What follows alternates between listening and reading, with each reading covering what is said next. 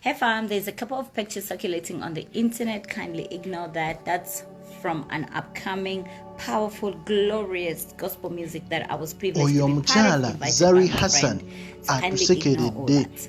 Olw'ensonga nti avuddeyo n'abanga atutegeeza ekituufu ku bifaananyi ebisatulatinga ku social media.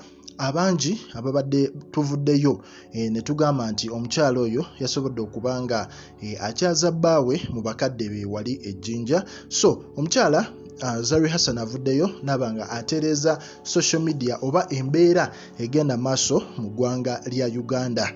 Omukyala oyo avuddeyo n'agamba nti omwami gwe mulaba oyo muyimbi wa gospel era upcoming, naye ayina ennyimba ennungi era kigambibwa okuba nti Zari yenga ye mukwano gwe yamuyita n'amugamba jangu tubeereko mu vidiyo y'ono omwami tugezeeko kubanga tupushinga music we. So Zari teyali mubi, yajja n'afeaturinga mu vidiyo era kyova olaba nti ebifaananyi ebyo bisatulatinze kati.